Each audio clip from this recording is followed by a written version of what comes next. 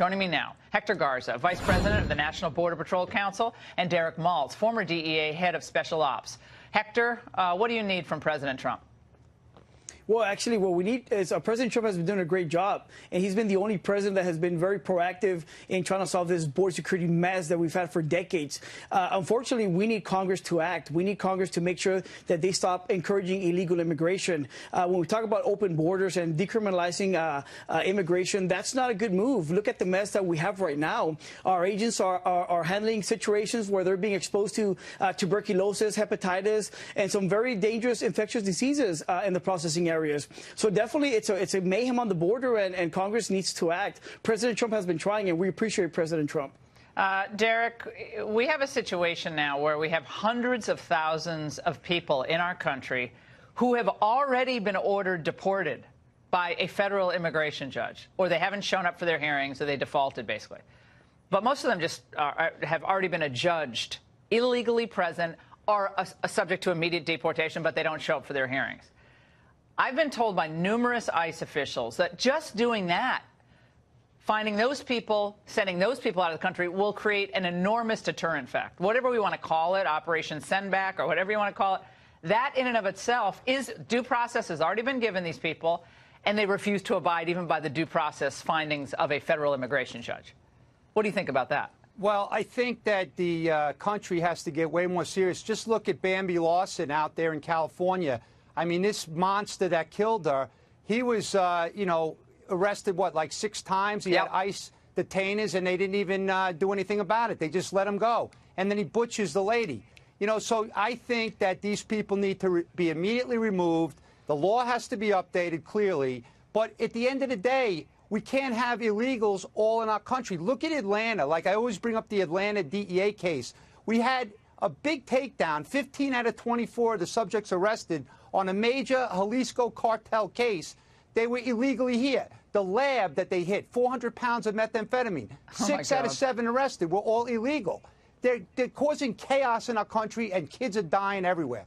So they need to really start deporting these people immediately. Yeah, and it can't be just President Trump alone. I mean, he wanted to shut down the border, then he backed off, and then all these media people came out and said, well, he's in retreat. He talks a good game, but then Mexico didn't pay for the wall, and you didn't close the border, and now you're giving Mexico a year to figure it out. I don't think we have a year, Hector. We don't have a year for Mexico to get their act together here, okay?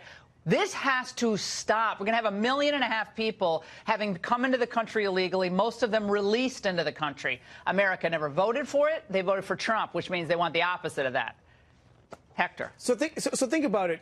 Almost 100,000 apprehensions in the month of March, just within the Border Patrol, not counting the entire CBP apprehensions. And again, that's due to catch and release, and it's only going to get worse. And unfortunately, if we don't control these caravans that are coming over here, we're no longer going to have border security operations on the border. As it is right now, we can't even patrol enough of the border because of our new duties of babysitting kids and feeding them and transporting them, when we're supposed to be stopping terrorists on the border, stopping dangerous drugs, and stopping dangerous criminals from coming across. But right now we can't do that, and that's unacceptable.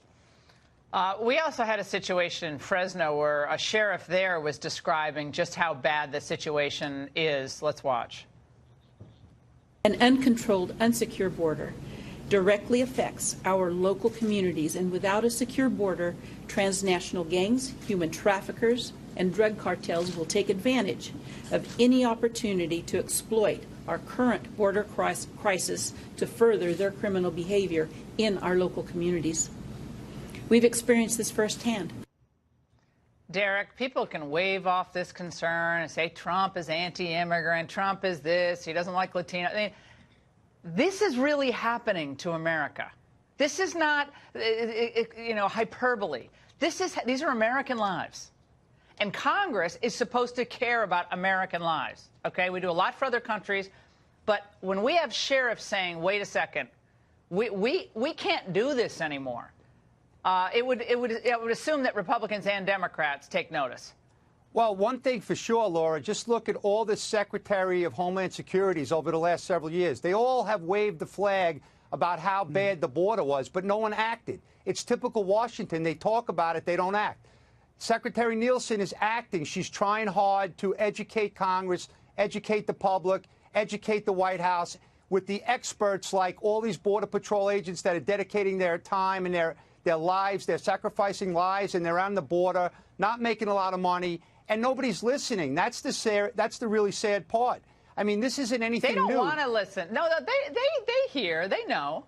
But they'd rather, hang out with Al Sharpton in Manhattan and talk about how it's, the whole country's racist and the system's all rigged against everyone, instead of saying, maybe we could work with the Republicans on something. Maybe we could actually figure this out, because it would be better for all people in our country, especially disadvantaged people who need the help up, to actually have this to be an American-centered immigration solution here, focusing on the American people. That's what I can't, for the life of me, understand. It would be good for their communities that are dealing with the scourge of gang activity and meth and all the other problems we're seeing.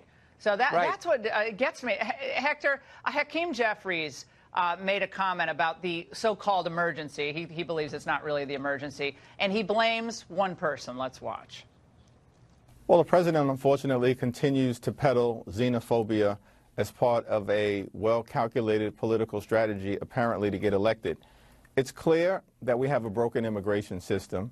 It's clear that we need comprehensive immigration reform. Okay, so the same old amnesty argument. We'll start enforcing the border when you give us amnesty. I mean, that's predictable. Your reaction, and we'll close it out. No, so it's definitely a crisis on the border, and this is not something that President Trump made. This has been a problem that we've been having for decades and decades, and a lot of our congressmen and our members of Congress and our past presidents have ignored the situation on the border. And finally, we have a president that has the will and the internal fortitude to be able to make a difference on the border, and now he's being stopped in any way that he tries. And unfortunately, the members of Congress are to blame for this crisis on both sides of the aisle.